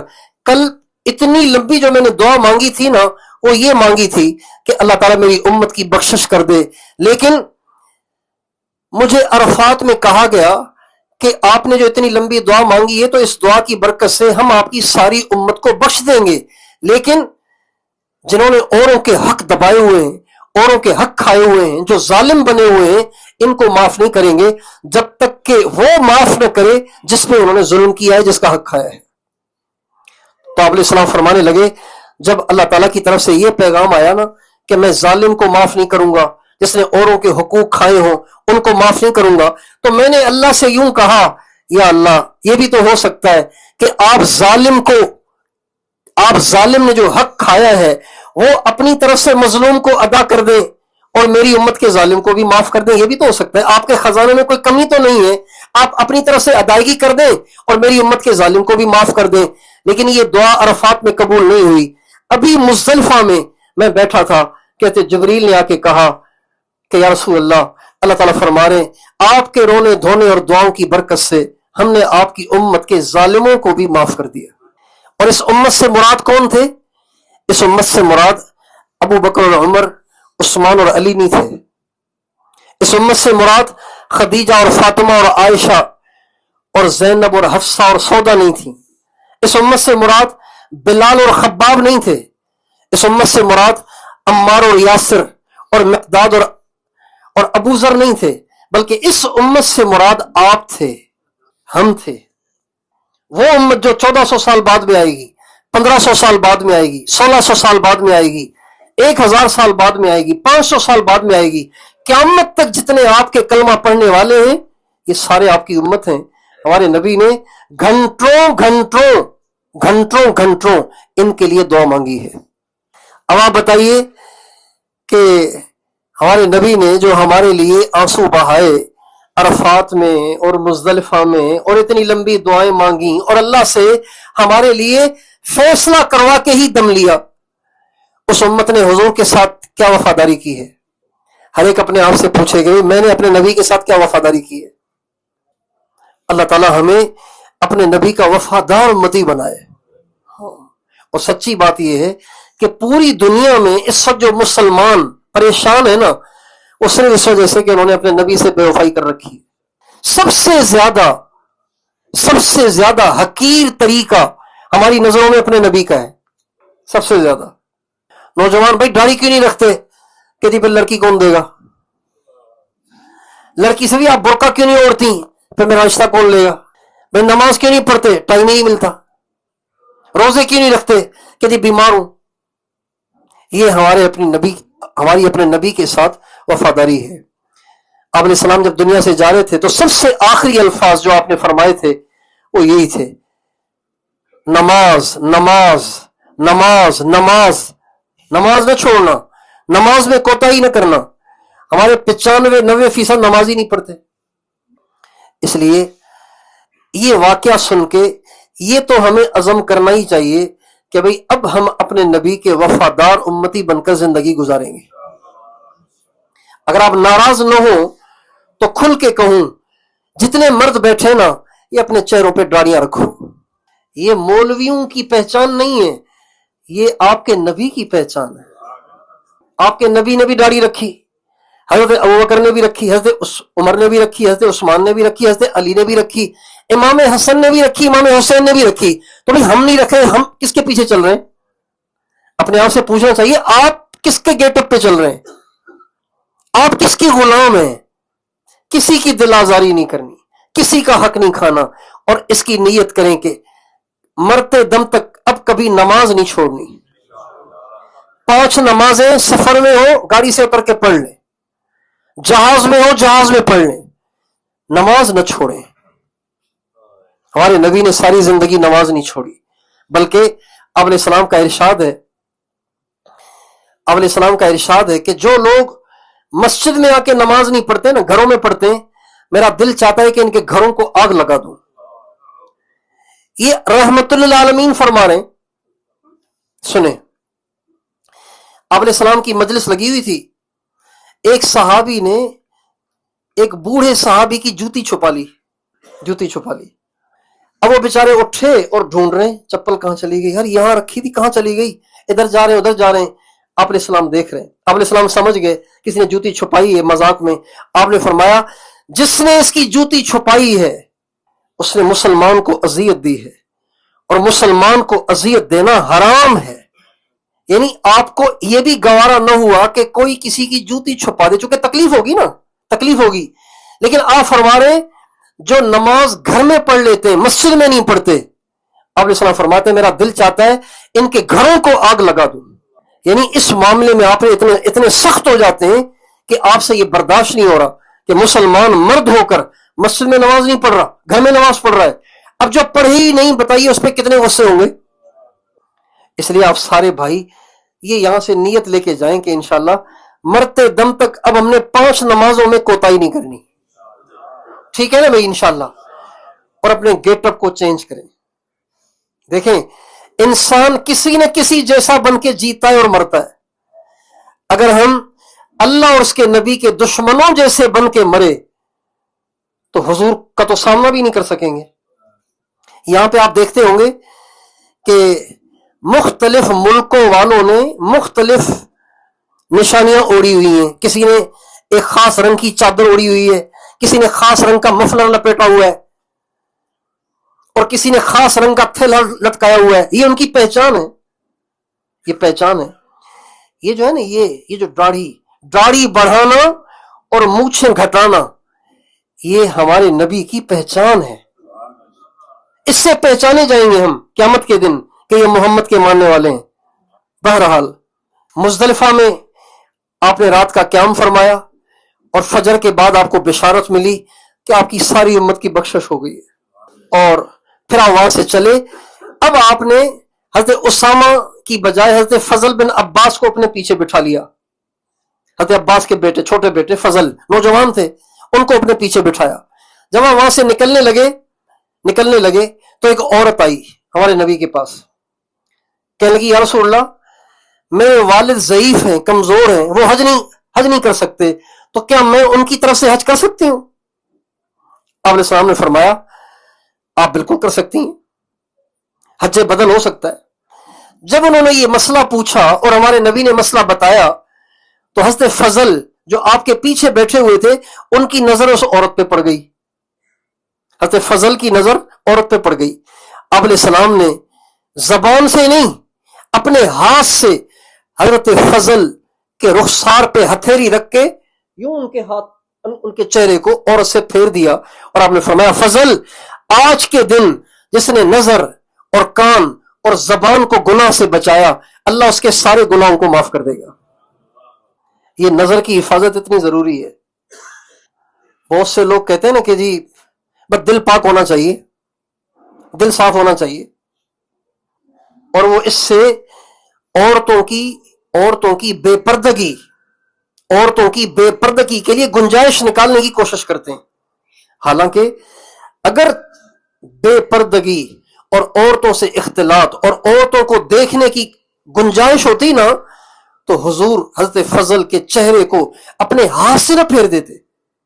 اس کا مطلب یہ ہے کہ اگر عورت پر مرد کی نظر پڑے چاہے وہ صحابی رسول بھی ہو اور حضور کے ساتھ چپک کے بھی بیٹھا ہوا ہو تب بھی شیطان اسے ورغلا سکتا ہے. یہی مطلب ہوا کہ نہیں ہوا بھائی یہی مطلب ہوا نا. تو اب کوئی کیسے کہے کہ جی میرا تو دل صاف ہے. بھائی کیسے دل صاف ہے؟ آپ کا دل حضرت فضل سے زیادہ صاف ہے کیا جو حضور کے ساتھ چپک کے بیٹھے ہوئے؟ حضور کے چچا زاد بھائی بھی ہیں اور حضور کے شاگرد بھی ہیں اور حضور کے ساتھ چپک کے بیٹھے ہوئے ہیں, لیکن آپ علیہ السلام نے اپنے ہاتھ سے ان کے چہرے کو پھیر دیا اور آپ نے فرمایا آج اگر تم نے نظر کو بچا لیا, زبان کو بچا لیا, کان کو بچا لیا تو اللہ تعالیٰ تیرے سارے گناہوں کو معاف کر دیں گے.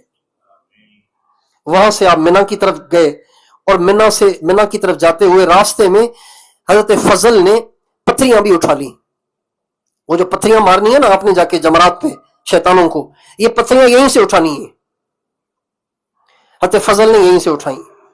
اس کے بعد آپ منی پہنچے اور منی سے سیدھے آپ جمرۃ العقبہ پہنچے. بڑا شیطان آخری وہاں جانا ہے.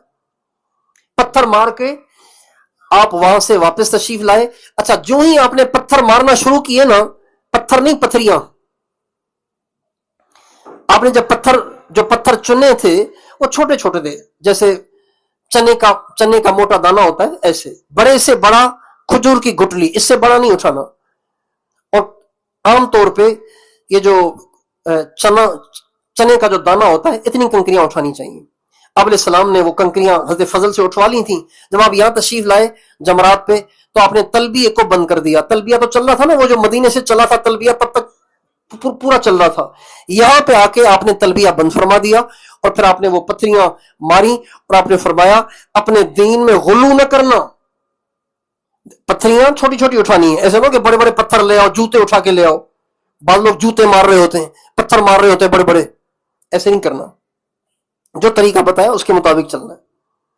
اس کے بعد آپ پتھریاں مار کے واپس منی میں تشریف لائے, جہاں آپ کا قیام تھا وہاں تشریف لائے. وہاں پہ آ کے آپ نے خطبہ دیا, لمبا خطبہ دیا اور اس میں احکام بیان فرمائے, اہم احکام بیان فرمائے. اور اس کے بعد آپ قربانی کی جگہ تشریف لائے. قربانی کی جگہ جانور لائے گئے تھے, آپ قربانی کی جگہ تشریف لائے. آپ کے ٹوٹل 100 جانور تھے. حضرت علی بھی لائے تھے اور خود حضور بھی لے کر گئے تھے. یہ سارے ملا کے 100 بن گئے تھے. حضرت علی بھی حضور کے لیے لائے تھے یمن سے, یمن والوں نے حضور کے لیے دیے تھے. چنانچہ یہ 100 جانور جمع ہو گئے. نبی کریم صلی اللہ علیہ وسلم نے ان 100 اونٹوں میں سے 63 اونٹ خود اپنے ہاتھ سے ذبح کیے. اپنی زندگی کے ہر سال کا ایک اونٹ, 63 سال عمر ہو گئی تھی آپ کی, تو آپ نے 63 اونٹ ذبح کیے. زندگی کے ہر سال کا الگ اونٹ آپ نے اللہ کے نام پہ ذبح کیا. باقی جو 37 رہ گئے وہ حضرت علی سے فرمایا باقی تم ذبح کرو. جب یہ اونٹ آپ ذبح کر رہے تھے تو حدیث میں آتا ہے اونٹ تو 100 اونٹ تو بڑی تعداد ہوتی ہے. جب بھی آپ کے لیے ایک اونٹ کو قریب لایا جاتا ذبح کرنے کے لیے تو آپ علیہ السلام کے ہاتھوں سے ذبح ہونے کے لیے سارے کے سارے اونٹ کودتے تھے کہ پہلے سرکار کی چھری میری گردن پہ چلے, اور مشکل سے ان کو روکا جاتا تھا کہ آپ کا بھی نمبر آ جائے گا. چنانچہ یہ 63 اونٹ हमारे नबी के हाथ से ज़बह हुए और 37 ऊंट हजरत अली के हाथ से ज़बह हुए। जब ये 100 ऊंट ज़बह हो गए तो आप सलाम ने फरमाया, साहबा को फरमाया कि इनमें तुम में से जो भी इसमें से गोश्त ले जाना चाहे ले जा सकता है। फिर हजरत अली से फरमाया, हर ऊंट की एक बोटी उठाओ और एक देगची में डाल के इसको उबालो। चूंकि किसी ऊंट का गोश्त हुजूर खाएं, ये उस ऊंट की सादत है। भाई उस ऊंट की सादत है कि नहीं? किसी ऊंट का गोश्त हुजूर खाएं, ये उस ऊंट की सादत है कि नहीं? इन ऊंटों को ये सादत देने के लिए आपने हजरत अली से फरमाया, 100 ऊंटों में से हर एक का एक गोश्त का टुकड़ा देगची में डालो, इसमें पानी डालो, इसको उबालो। चुनाचे उसको उबाला गया। अब 100 बोटियां तो हुजूर नहीं खा सकते थे ना, लिहाजा आपने उबलवा के इन 100 गोश्त के टुकड़ों का शोरबा पिया, क्योंकि जो गोश्त में था वो पानी में आ गया, आपके लिए आसान हो गया। अगर आप 1-2 बोटी खा लेते तो बाकी 98 ऊंट रह जाते, 97 ऊंट रह जाते। आपने ये सादत सारे ऊंटों को देने के लिए तमाम ऊंटों की एक एक बोटी लेके उसको उबलवाया और उसका शोरबा, उसका सूप आपने खुद नोश फरमाया। हजरत अली ने भी आपके साथ खाया। उसके बाद आपने अपना हल्क करवाया, सर मुबारक मुंडवाया। 2 सहाबा ने आपका सर मूंडा। ये सादत 2 सहाबा को मिली, उन्होंने सर मूंडा और आपकी मूंछों को कतरा और आपके नाखून भी तराशे। ये 3 काम उन सहाबा ने मिलकर आपस में किए, सर भी मूंडा और मूछें भी कतरवाई और बाल भी, और ये नाखून भी तराशे उन्होंने। फिर ये जो बाल मुबारक थे और ये नाखून मुबारक थे, ये आपने अपने जाननिसार सहाबा में तकसीम फरमाए, 1-1, 2-2 बाल, चंद बाल, इस तरह से तकसीम फरमाए। आधे सर के बाल आपने सहाबा में तकसीम किए, आधे सर के बाल अकेले हजरत अबू तलहा अंसारी को दिए। इसकी क्या वजह है? वल्लाहु आलम। बज़ाहिर जो वजह समझ में आती है वो ये कि हजरत अबू तलहा अंसारी खाविन थे हजरत उम्मे सुलेम के। हजरत उम्मे सुलेम रजी अल्लाह अन्हा जो थी, उन्होंने जब हमारे नबी मदीने में तशरीफ लाए तो मदीने वालों ने आपको हदिये तोहफे दिए। तो हजरत उम्मे सुलेम हमारे नबी के पास आई और कहा, या रसूलल्लाह, मदीने वालों ने तो आपको हदिया दिया, आपको प्रोटोकॉल दिया, मैं गरीब औरत हूं, मेरे पास और तो कुछ है नहीं, मेरा ये 8 साल का बेटा है, मैं अपने बेटे को आपको हदिया करती हूँ। चुनाचे उनका नाम था अनस, हजरत अनस रजी अल्लाह तआला अन्हु। चुनाचे हजरत अनस ने जब तक हमारे नबी हयात थे 10 साल तक हमारे नबी की दिन को रात को सफर में हजर में हमारे नबी की खिदमत की। हजरत अनस ने, हमारे नबी ने उनको दुआएं भी बहुत दी। बहरहाल हजरत अबू तलहा अंसारी रजी अल्लाह अन्हु को आपने आधे सर के सारे बाल दिए। उसके बाद फिर आप सल्लल्लाहु अलैहि वसल्लम वहां से ज़ुहर के वक्त में तवाफ ज़ियारत के लिए तशरीफ लाए। तवाफ ज़ियारत किया, उसी तरतीब पे हजर अस्वद के सामने, फिर 7 चक्कर, फिर 2 रकात, उसमें कुल या अय्युहल काफ़िरून, कुल हुवल्लाहु अहद। उसके बाद फिर जमजम के कुएं पे तशरीफ लाए और जमजम के कुएं पे जब तशरीफ लाए तो आपने सहाबा से फरमाया, तुम खुद मुझे निकाल के पिलाओ। फिर आपने फरमाया, मेरा दिल तो चाहता है कि मैं जमजम के कुएं से खुद डोल खींचूं और पीऊं, लेकिन मुझे पता है कि मेरे जाननिसार ज्यादा हैं। जब उनको पता चलेगा कि हुजूर ने खुद डोल खींचा था तो फिर इसमें लड़ाइयां हो जाएंगी और गुत्थम गुत्था हो जाएंगे, रश लग जाएगा, हर एक निकालने की कोशिश करेगा और फिर इससे बदमजगी पैदा होगी, लिहाजा तुम ही मुझे निकाल के पिलाओ। चनाचे हमारे नबी को जमजम का डोल दिया गया, आपने खड़े खड़े जमजम पिया, जो जमजम बचा वो आपने अपने सर मुबारक पे डाला। आपने फरमाया, माउ जमजम लिमा शुरिब लहू, जमजम का पानी जिस नीयत से पियोगे वो नीयत तुम्हारी पूरी हो जाएगी। और उसके बाद आप सफा में तशरीफ लाए, सफा से मरवा, मरवा से सफा, यूं 7 चक्कर लगाए और ये तवाफ ज़ियारत और सही पूरी करके दोबारा आप मिना में तशरीफ ले आए और 13 ज़िलहज्जा तक आप मिना में रहे। रोजाना जवाल के बाद जाते थे और जाके शैतानों को पत्थरियां मार के वापस तशरीफ ले आते थे। मिना के दिनों में भी कई दफा आप बार बार ये फरमाते थे, लोगों आइंदा साल हम इकट्ठे नहीं होंगे, लोगों आइंदा साल हम जमा नहीं होंगे, لوگوں یہ ہماری ملاقات آپ کی ملاقات آخری ہے. یہ بات آپ بار بار فرماتے تھے. اور یہ بھی فرماتے تھے الا فلیبلغ الشاہد الغائب، جو پیغام میں نے تمہیں دیا ہے یہ تم سب کی ذمہ داری ہے کہ ان تک پہنچاؤ جو یہاں موجود نہیں ہے. یہ بھی آپ بار بار فرماتے تھے. اور یہ بھی کتابوں میں لکھا ہے کہ منا کے قیام کے دوران یعنی 10 ذی الحجہ کے بعد والی رات اور 11 کے بعد والی رات اور 12 کے بعد والی رات، یہ 3 راتیں منا میں آپ نے قیام فرمایا. اس میں روزانہ آپ رات کے اندھیرے میں آدھی رات کو تشریف لاتے تھے بیت اللہ شریف اور آ کے طواف کرتے تھے. رات کے وقت تشریف لاتے اور آ کے طواف کرتے تھے. اور پھر 13 ذی الحجہ کو آپ نے رمی کی، جمرات پہ آپ نے پتھریاں ماری اور پھر وہاں سے آپ واپس تشریف لائے اور مکہ معظمہ. اور اما عائشہ رضی اللہ تعالیٰ عنہا کے بارے میں حضرت عبد الرحمن سے فرمایا کہ عائشہ اب ٹھیک ہو گئی ہیں، آپ ان کو لے کے جائیں تنعیم، وہاں سے احرام بندھوا کے لے آئیں اور آ کے عمرہ کروائیں. اما عائشہ نے پھر عمرہ باندھا، عمرہ کیا وہاں سے. تب تک آپ ٹھہرے رہے. جب اما عائشہ واپس آ گئیں تو آپ علیہ السلام نے یہاں سے روانہ ہونے کے لیے سب میں اعلان فرما دیا کہ اب واپس چلیں. چنانچہ حضرات صحابہ کرام یہاں سے واپس چلے. چلتے چلتے راستے میں ایک پانی کا نالا آتا ہے. نالا، پانی کے نالے کو عربی میں غدیر کہتے ہیں. غدیر، چھوٹا سا نالا پانی کا.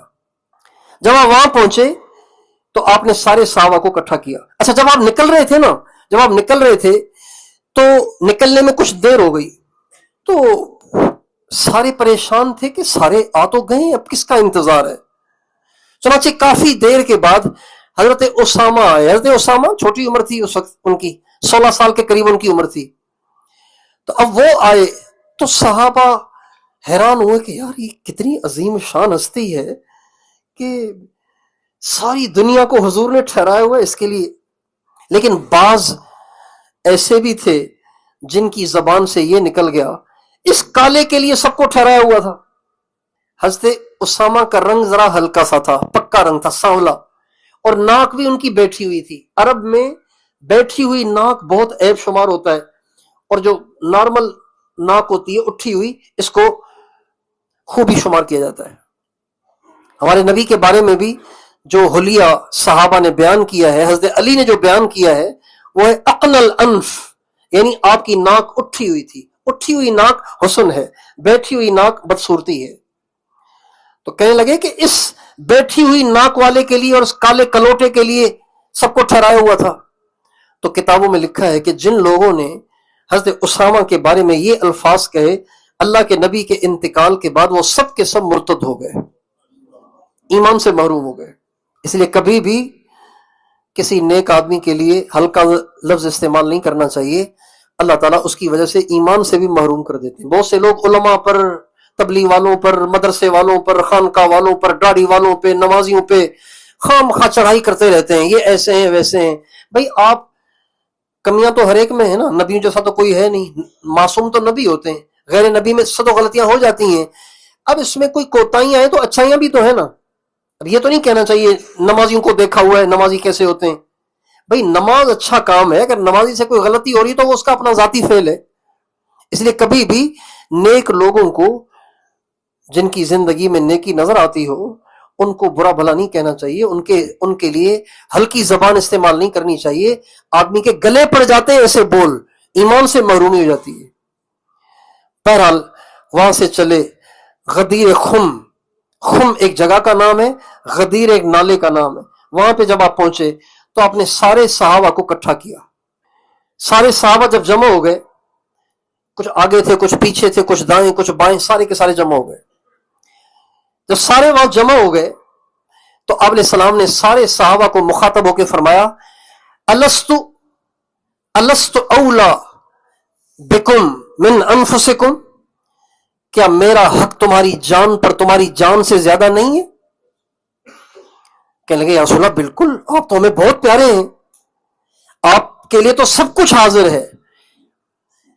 جب صحابہ نے یہ جواب میں فرمایا تو آپ نے حضرت علی کو بلایا، اپنے ساتھ کھڑا کیا اور حضرت علی کا ہاتھ پکڑ کے اٹھایا اور فرمایا فمن کنت مولا ہو فعلی مولا ہو، جو مجھے بڑا مانتا ہے میں اسے وصیت کرتا ہوں علی کو بھی اپنا بڑا مانے. فمن کنت مولاہ فہذا علی مولاہ، جو مجھے بڑا مانتا ہے نا اسے چاہیے کہ علی کو بھی اپنا بڑا مانے. اچھا یہ بات کیوں فرمائی؟ اس لیے کہ اس سے پہلے آپ حضرت علی چونکہ یمن سے آئے تھے نا، یمن سے آئے تھے، تو یمن میں جو ساتھی حضرت علی کے ساتھ تھے ان میں ایک صحابی تھے حضرت بریدہ، غالباً بریدہ نام ہے ان کا رضی اللہ عنہ. انہوں نے آ کے حضور سے حضرت علی کی شکایتیں کی. حضور علی کے ساتھ ہم نے سفر کیا، علی نے یہ زیادتی کی، یہ زیادتی کی، یہ زیادتی کی، یہ زیادتی کی. ہمارے نبی کو یہ باتیں بہت بری لگی کہ علی کی شکایتیں کر رہا ہے. حالانکہ یہ ساری باتیں حضرت علی نے جو کچھ کیا وہ ٹھیک کیا، یہ ان کی کم علمی تھی جس کی وجہ سے وہ اس کو غلط سمجھ رہے تھے اور شکایتیں لگا رہے تھے.